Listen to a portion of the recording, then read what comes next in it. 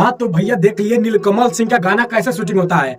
40 करोड़ का गाना आ रहा है नीलकमल सिंह का, जिसके सामने पवन सिंह और खेसारी लाल यादव फीका हो जाएगा भाई साहब। बहुत बड़ी खबर है आज। देखिए पूरा आप कितना मस्त और कितना वीआईपी सेटअप बैठाया है नीलकमल सिंह।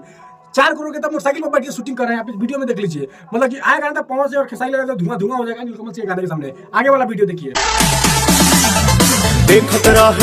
देख लिए भाई साहब पवन सिंह अपने एटीट्यूड में काहे रहता है भाई, किस बात का घमंड है पवन सिंह को इतना। मतलब देख रहा है साफ इस तरह करके ताक रहा है, बुझा रहा है कि भाई जो खा जाएगा। 2-4 गाना क्या गा दिए पवन सिंह बॉलीवुड में, बॉलीवुड का राजा समझने लगे पवन सिंह अपने आप को। क्या भाई हम सही कर रहे थे? आप लोग कमेंट कीजिए, वीडियो को ज्यादा से ज्यादा शेयर कीजिए ताकि पवन सिंह इतना घमंड नहीं करेगा। आगे वाला वीडियो देखिए।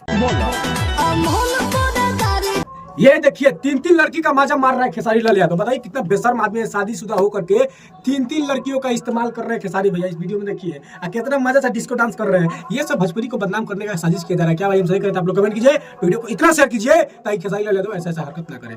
आगे वाला वीडियो देखिए।